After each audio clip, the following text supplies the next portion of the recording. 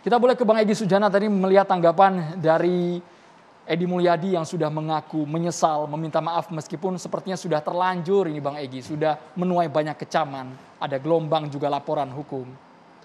Dalam konstruk hukum harus dipahami apa yang saudara Edi sampaikan itu sebenarnya terlindungi oleh pasal 28 huruf E. Kebebasan menyatakan pendapat, ya, baik lisan maupun tulisan.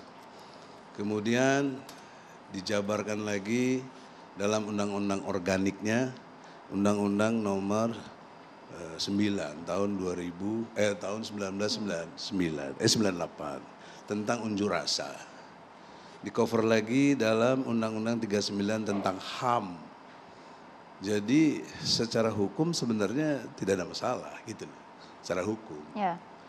Yang kedua lagi pasal 1 ayat 1 KUHP mengenai azas legalitas.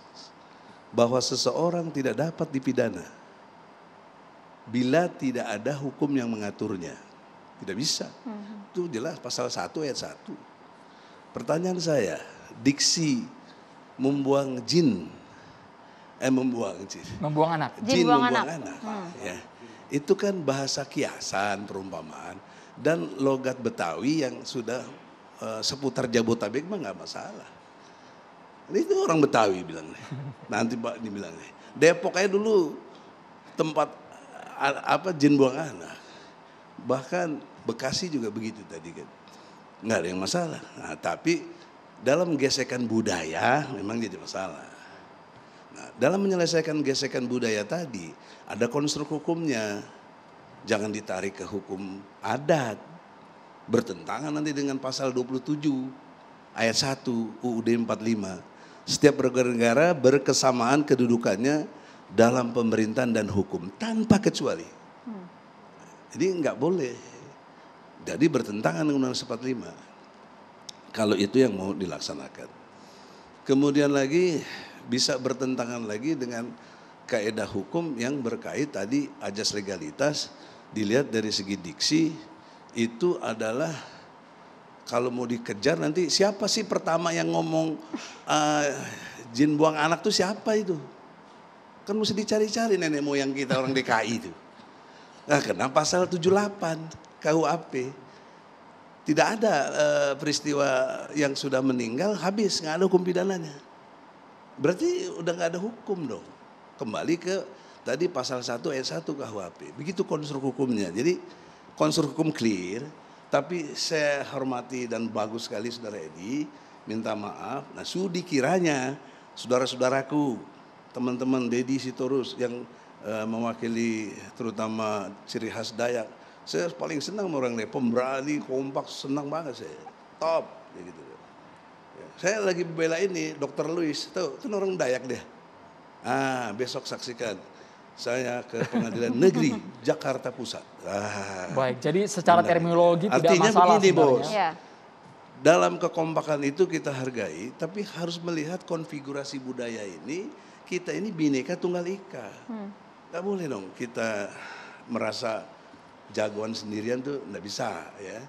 Maka kita harus berangkat kepada objektivitas, sistematis, toleran, jujur, benar, adil dalam melihat masalah ini.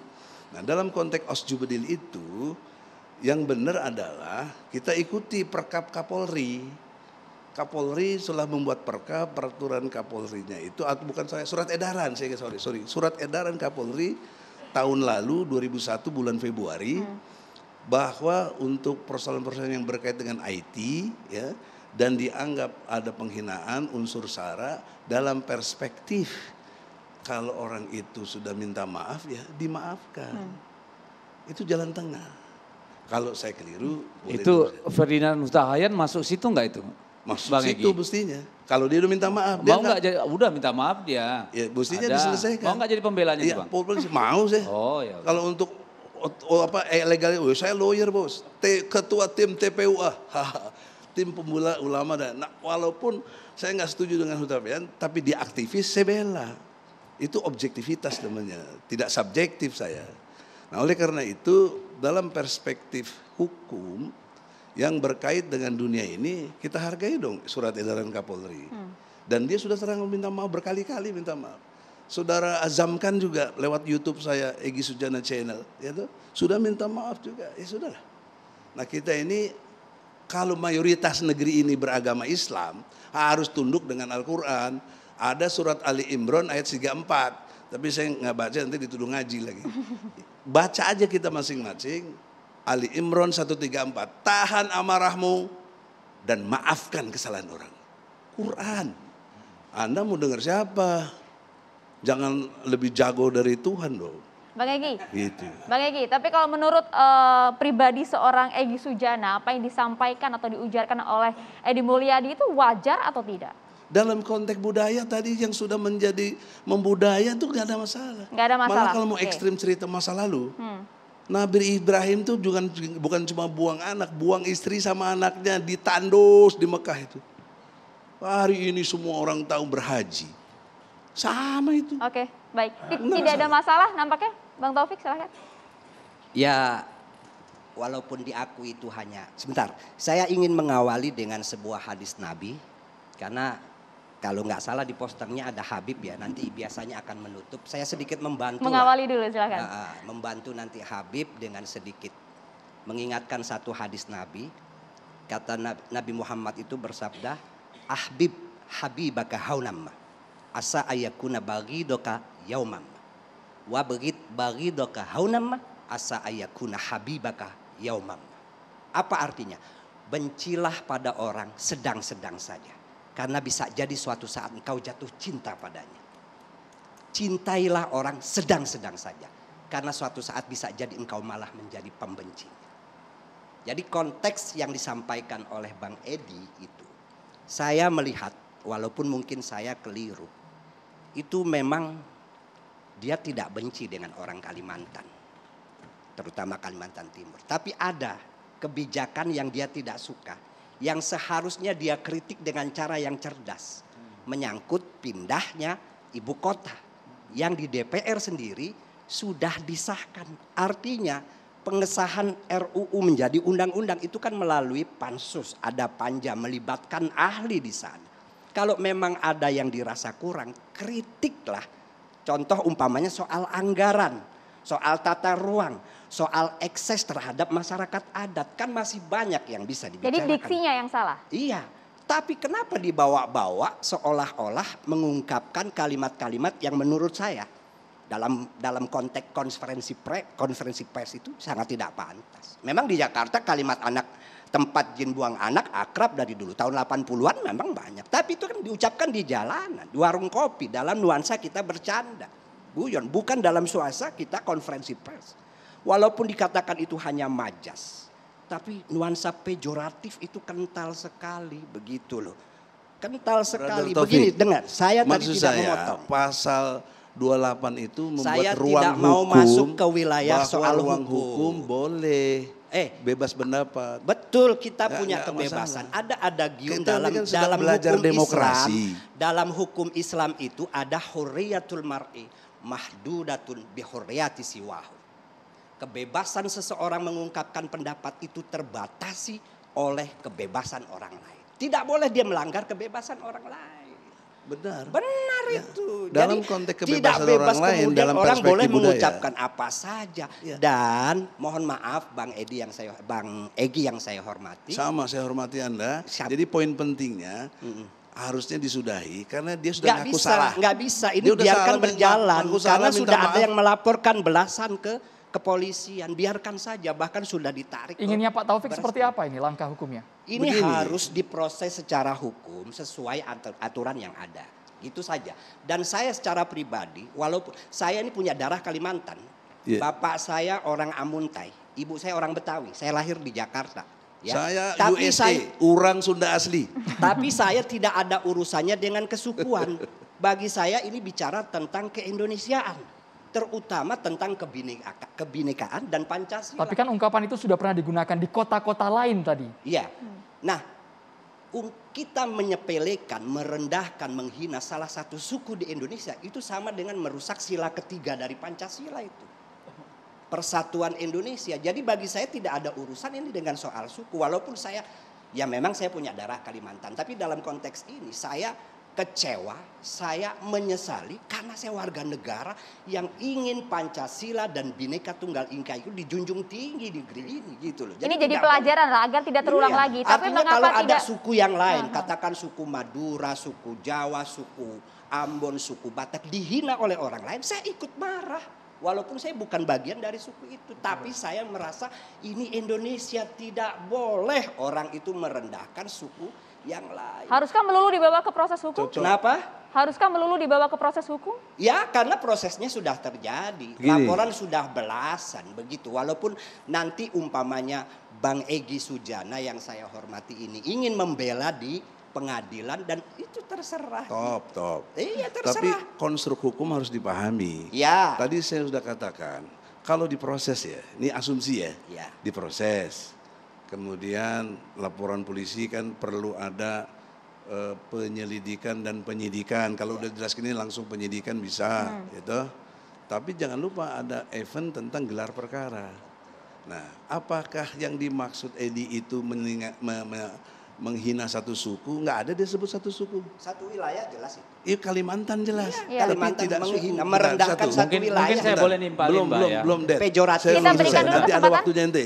Karena Yang kedua, memang alasan. kalau siapa Pak Edi tadi, Pak Edi Silakan, memang Dek. tidak menyebut Boleh. suku. Oke, kita Bang Deddy berikan Sitorus, kesempatan kita dulu. kasih kesempatan Silakan. Bang Deddy Itu Sitorus. kesempatan saya Ini dulu, sebagai Bang. warga Kalimantan, Biar Pak Taufik. biar Saya clear, sudah selesai. sudah, terima kasih Bang. Biar waktunya sama. Terima kasih. Bang Silakan Deddy Bang Sitorus. Deddy. Kita lihat tanggapannya dulu. Baik, jadi gini, saya tidak akan bicara dalam konstruksi hukum. Karena saya percaya hari-hari ini Mabes Polri itu pasti sedang memanggil ahli bahasa, ahli hukum, ahli psikologi, ahli gesture untuk menentukan apakah masalah ini punya konstruksi hukum yang layak diteruskan ke pengadilan. Dan kalau dibawa ke pengadilan itu hal yang biasa. Sebagai negara hukum, jadi nggak usah kita berpolemik. Nah, tetapi saya ingin sampaikan kepada kepada senior saya ini, Bang Egy Sujana. Saya mau Silakan. bilang begini, bahwa demokrasi, ya seperti misalnya nih, saya mau mengutip nih, saya tidak hafal semuanya ya, bahwa ini John Stuart Mill dalam On Liberty tahun 1859 mengatakan diskusi dan argumen apapun harus diberi kebebasan dan didorong hingga batas-batas nalar logika, bukan batas-batas emosional dan moral. Ya, jadi tidak boleh diskusi berhenti hanya karena ada kontroversi atau orang tersinggung. Tetapi beliau mengatakan bahwa ada yang namanya prinsip kerusakan, harm principle, ya, yang mengatakan bahwa sebuah itu adalah sebuah bentuk pembatasan atas kebebasan berbicara yang berbunyi. Satu-satunya saat di mana kekuasaan boleh digunakan untuk menekan satu individu adalah untuk mencegah kerusakan pada individu-individu lain. Dan inilah yang menjadi dasar ya logika dari artikel 19 dan 20 ya ICCPR, International Convention on Political Rights, Civil and Political Rights, ya, yang mengatakan memang tidak boleh ada kekangan, bahwa tanpa kekangan adalah tulang punggung demokrasi. Namun ketika ujaran tertentu ternyata dia nggak menimbulkan lebih banyak kerusakan daripada manfaat, ia tidak perlu lagi dilindungi. Itu Covenant yang Dalam sudah case kita Edi Mulyadi, ya Bang begini, Deddy. yang dilakukan oleh Edi Mulyadi, kita mari bicara teks dan konteks. Oke. Ya, teksnya yang dia jelaskan tadi menurut versi dia, menurut versi orang lain beda. Dalam konteks orang yang merasakan, meskipun saya tidak lahir dan besar di Kalimantan, sebagai wakil rakyat yang dari Kalimantan, saya merasa terhina. Ya, merasa sangat terhina. Karena dia menganalogikan ya Kalimantan itu sebagai daerah tempat jin buang anak. Artinya tempat yang maha jauh, tempat yang orang tidak mau datang, tempat yang sangat terpencil, hantu belau, genderuwo yang ada di sana. Hei Bung, Kalimantan itu ya sejarahnya bisa dirunut sampai 8.000 tahun sebelum Masehi.